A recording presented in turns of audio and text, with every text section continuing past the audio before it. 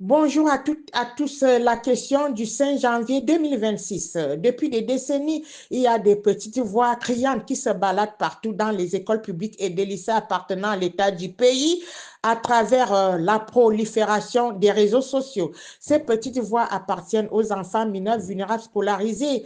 Ils réclament leurs droits fondamentaux à l'international, leurs droits à la protection sociale, scolaire, humanitaire, des services publics, les subventions, les aides financières et matérielles venant de l'État. Les bénéficiaires doivent prendre connaissance que chaque enfant scolarisé a besoin d'être protégé dans une école de qualité gratuite, accès à tous lorsqu'il se retrouve à l'enceinte de l'établissement et dans des conditions dignes d'intérêt commun. L'éducation inclusive est l'arme la plus puissante qu'on puisse utiliser pour changer le monde. C'est une grande importance fondamentale de la transformation de la société et de la construction pour un avenir meilleur d'une république. L'éducation inclusive consiste à comprendre l'enfant mineur, quelle que soit la cellule familiale dans laquelle il vit, sans vouloir imposer une mauvaise image des écoles de la République. Chaque enfant scolarisé que l'État accompagne est un homme conforme qui s'engage pour l'instruction, la transformation. L'éducation inclusive est prévue pour donner un sens moral solide à chaque enfant et non de le former dans l'extrême pauvreté éducationnelle. L'enfant mineur doit être éduqué dans le cadre légal pour qu'il acquiert des connaissances et des compétences valables jusqu'au bout de la fin de son apprentissage. L'éducation inclusive éduque chaque enfant qui porte le souci du semblable pour qu'elle prenne place comme une modalité d'expression ou de l'humanité. Les enfants mineurs vulnérables scolarisés ne doivent pas être la cible ou les gens figés pour rester au plus bas du toboggan en réfléchissant. Au-delà de ces aspects visibles et emblématiques, les bénéficiaires doivent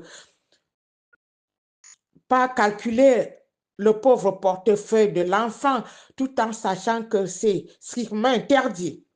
Chaque enfant a besoin d'être accompagné, protégé, changer de mentalité ou la matière. C'est un principe fondamental recommandé par la Convention internationale des droits relatifs aux enfants.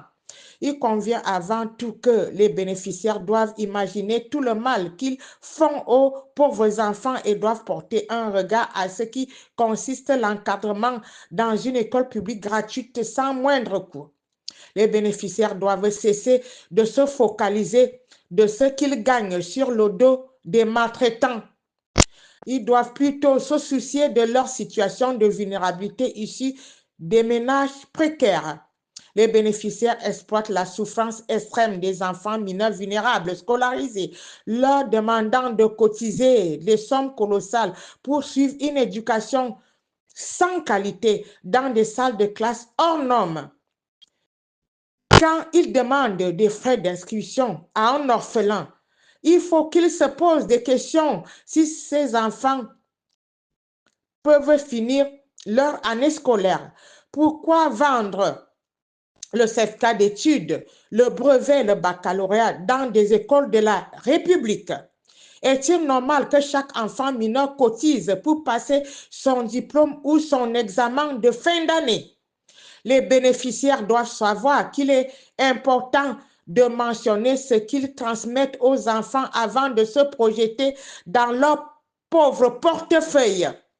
La fondatrice réitère une histoire de l'humanité qui fait des anecdotes à l'international. Un orphelin qui a perdu ses parents se retrouve dans le même lot parmi les enfants maltraités.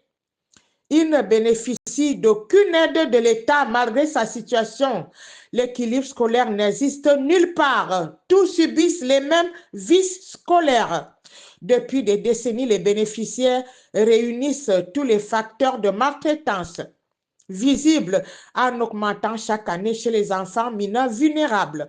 Un taux d'alphabétisation est d'illettrés à 75%. La délinquance juvénile à 75%, les alcooliques et les drogués chez les jeunes qui arrêtent précocement l'école et qui se retrouvent au chômage scolaire à 75%, les commerçants mineurs à 75%, les sans-abri qui errent toute la journée dans les rues à 75%, la fondatrice de l'association humanitaire Les Cris du cœur d'Adrienne. Fin de citation.